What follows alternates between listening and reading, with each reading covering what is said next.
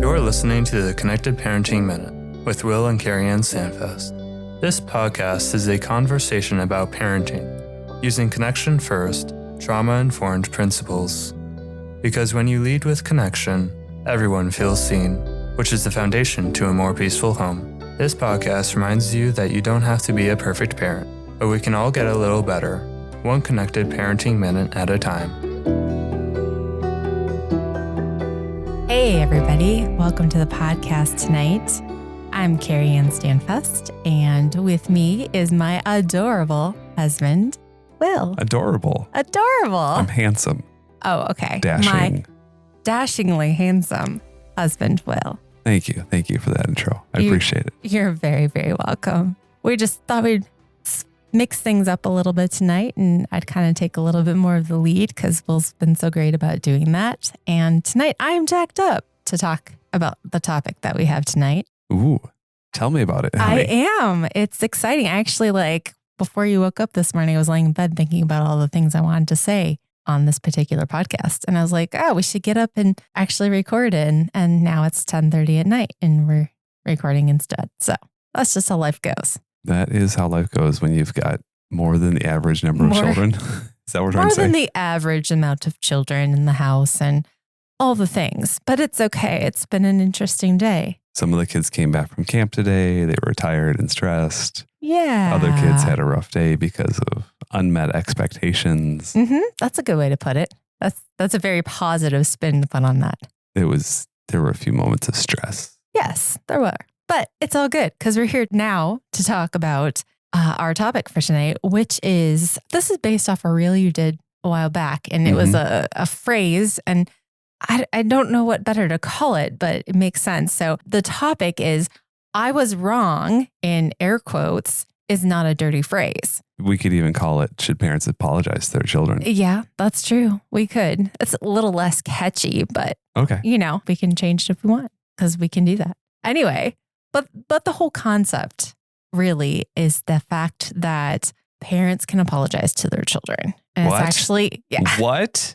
That is crazy. Yeah, I know. In some circles, it might be considered pretty crazy. It is. But, and that's really not a joke because it's very, very true.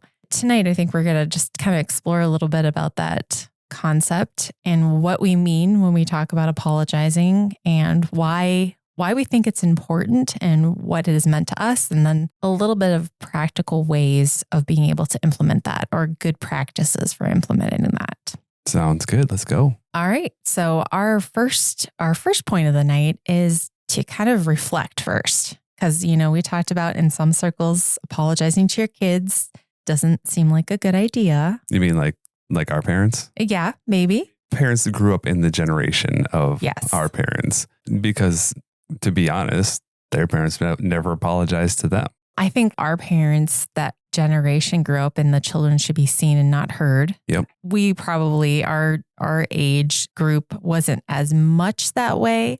Mm-hmm. But I know at least my parents and probably your parents were in that generation of heck, they only can talk when we talk to them. Mm-hmm. And then, I think our parents are trying to change things. And then we're obviously trying to change things even more. Everybody tries to get better. Right. Yeah. And you try to take how you grew up and improve upon it and do your best. And then hope that your kids do even better than what you did. We're the perfect parents. So I don't know how they could possibly improve upon this level. Oh, dear. We might have some discussions later, honey. But so taking a time to reflect on how you grew up or the experience that you've had, or when you hear that phrase, apologizing to your kids, what does that mean to you? Well, what is your initial reaction? Because some of us, when we hear that, you should apologize to your kids. You've got there's a little reaction. What? Not every listener has that reaction, but I know there are a few because I know in the past I had that same reaction of, I'm the parent. Mm-hmm. I don't need to apologize. They need to do it right. Right. Because again, that's how I grew up. And one of the things that we know, if we're being honest with ourselves, is in moments of stress, we tend to default back to how we grew up.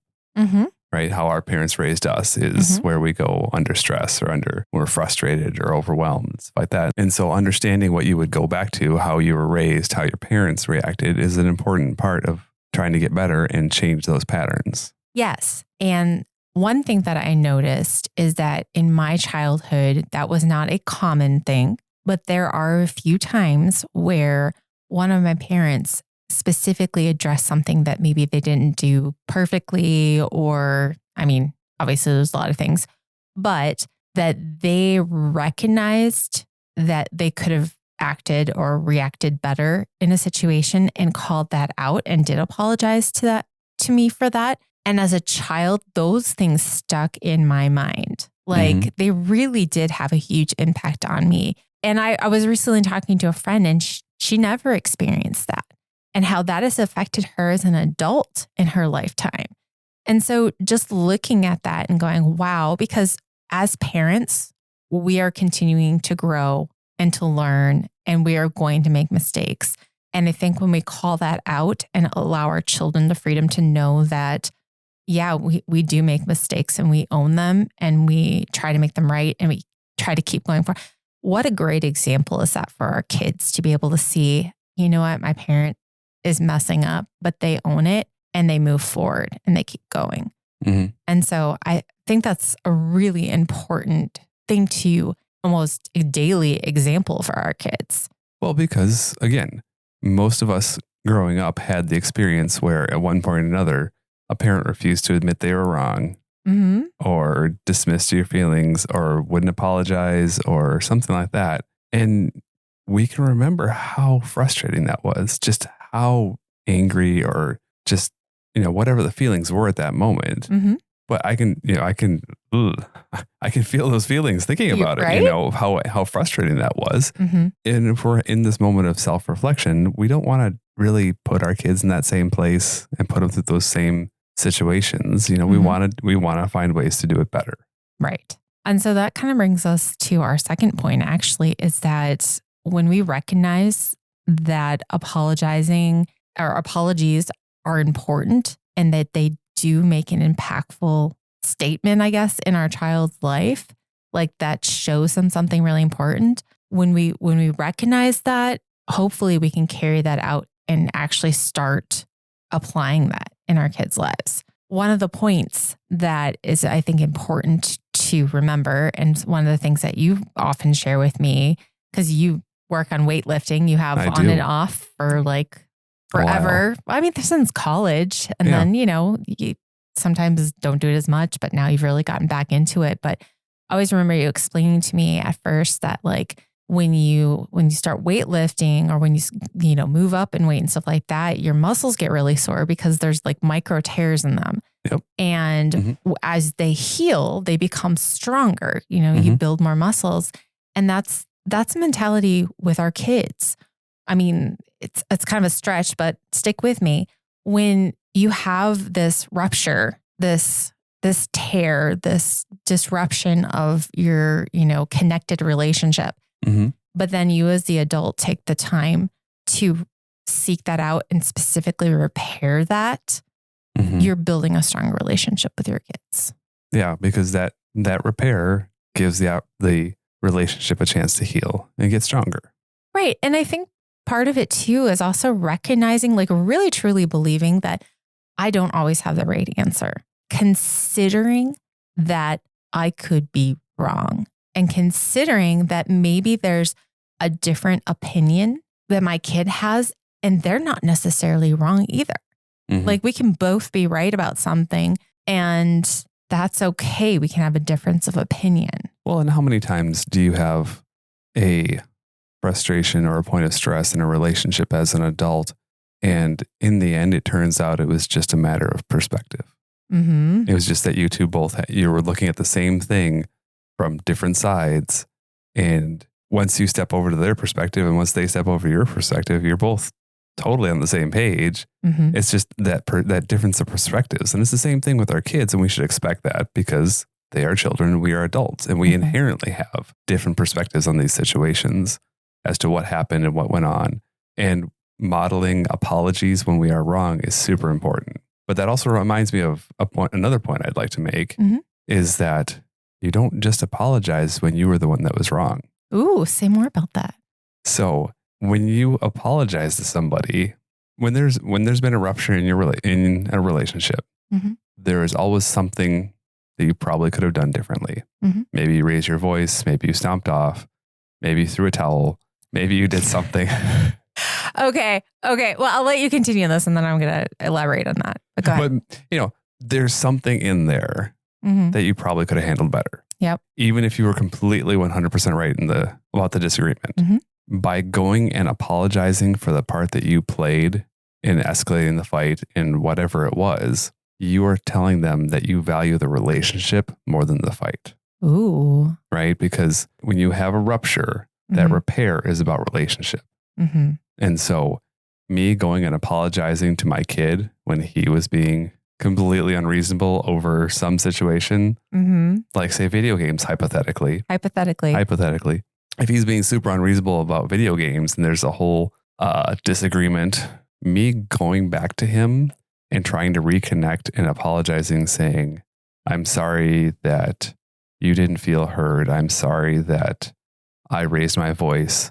Whatever whatever you can find in that you can own, by you going to him and owning that and apologizing, you're telling him that he matters, that the relationship with him matters, and you want that to be better. Yep. So I think that's a really good point to make, that it's about the relationship. And sometimes even coming in and owning the part of it that you may be reacting poorly to, even if the whole thing is completely, out of your control, but you own the parts that maybe you could have done better. Even sometimes in the middle of the argument can break down some walls and break down some defenses. Yeah, that's a good point. It doesn't have to be later. Yeah, no, it really can. And so if you can kind of in the moment, take a couple breaths, be able to say, you know what, I did that and that was wrong of me. I am sorry and I am apologizing for that. So I have to elaborate on this towel thing because we kind of maybe had a little bit of an argument tonight in particular. And I may have, in my moment of frustration, but knowing that it would not cause any physical harm in any way, dropped a towel on a child's head. But then I just have to laugh because it was really, really stupid, but I was really frustrated. And so I'm just like, boom, throw this towel down the stairs and it landed on this kid's head. But then as we were arguing later a little bit, I was like, you know what? I threw that towel at you and that was wrong. I am sorry. And this child, it kind of disarmed him. It did a little bit. And so I was like, okay, well, I own that, but I knew that was important to own because that was really childish of me. But in the moment, I was really frustrated. But that's real. I mean, that's how you feel in that moment. Totally like transparent. I am definitely an awful parent sometimes moment. I mean, that's just to let you know that there are stupid little things that we do that we get frustrated about and we know we shouldn't, or we know that we react poorly. But owning those gives us freedom. Yeah. Yeah. For sure. I mean, it not only lets our kids know that we know that we're not perfect, but then it gives us freedom. I mean, really, forgiveness gives freedom. And so it allows that connection to flow. It allows those barriers to be broken down. And so I think that's really the point here, is be able to say, I was wrong to your kid and own it and say, will you please forgive me? And I think that really leads into, how do you apologize well? Because as we said earlier, some people haven't had this modeled very well for them growing up. They are used to apologize to your sister. Sorry. That's not an apology. Right. And so you've got somebody who realizes they could have handled the situation better. They want to go to their kid. They want to apologize. What is a good framework to start with? So I think that when we want to apologize, one of the things that we miss a lot of times, it just ends up, like you said, being, well, sorry. We miss the opportunity to call out what it is that actually happened. So this is very, very humbling as the adult, or even as a friend. When we come to a friend or we come to our kid and say, you know what, I know that I did this. So I know that I tossed a towel at your head and that was wrong of me. Like, I shouldn't have done that. That was childish and that was immature. And that was something I shouldn't have done. will you please forgive me? And so it's calling out what you did, acknowledging the fact that you were the person in the wrong in that situation, because a lot of people have really, really hard time saying I was wrong. Yeah. And so like that part, I think we call out specifically in our family just to get that practice in, because I think it's a really good thing to be able to say I was wrong. I was wrong. You know, how many times adults that won't admit they're wrong drive you nuts. Well, it's hard because everybody's wrong sometimes. And so at least I'm less right sometimes, occasionally. I knew you were going to make that joke. All right. So calling out what you did, calling out the fact that you were not in the right in that situation, and then asking for forgiveness specifically. Mm-hmm. I think those are the first really good 3 steps. Kind of the 3 pieces you would say. And one of the hard parts that I'm going to say though, is that when you ask for forgiveness, you can't force your kid to say, yes, I forgive you.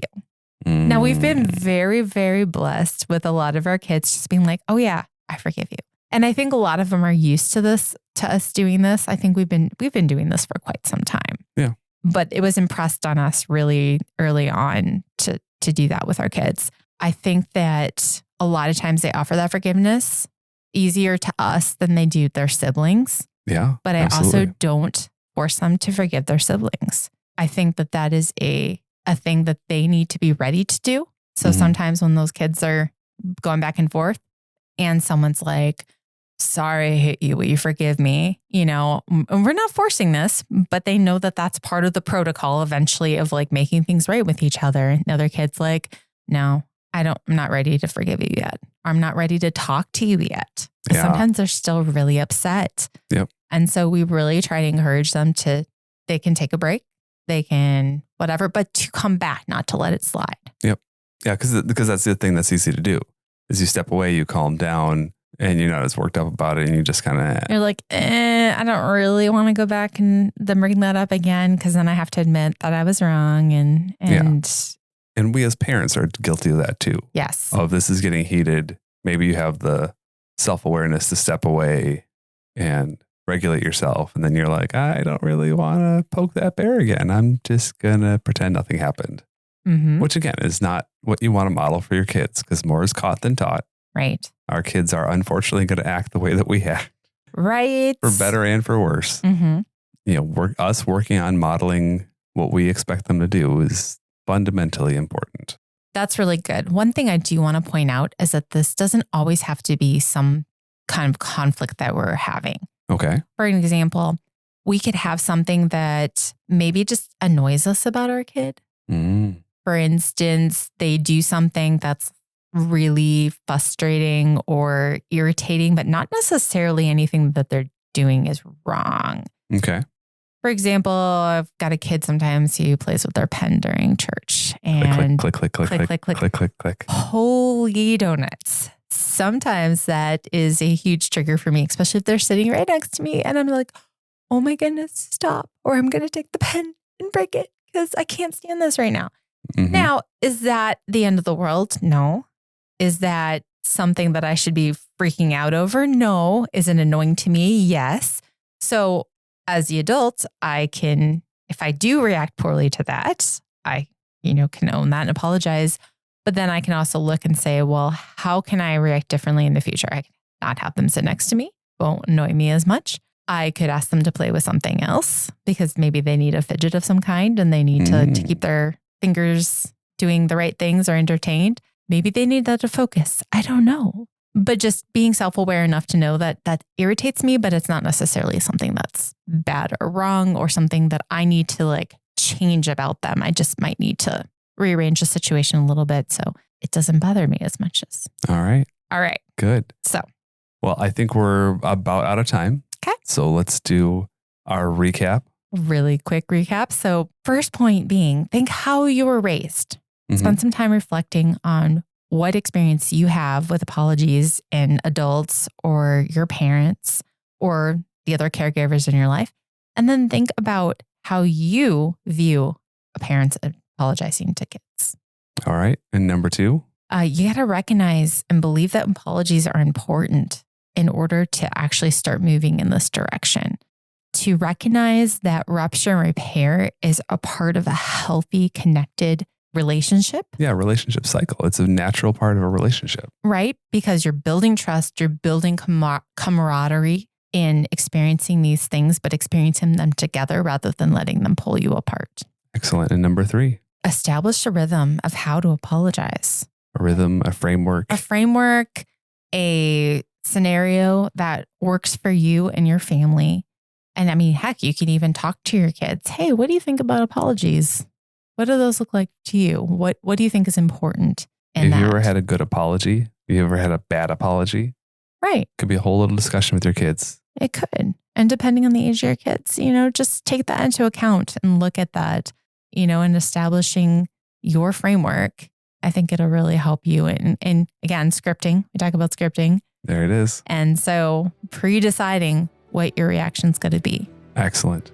Awesome. Well, since you're hosting tonight, would you like to take us out, baby? Yeah, I can. So thank you for listening to the podcast tonight, where we're so happy that you've joined us.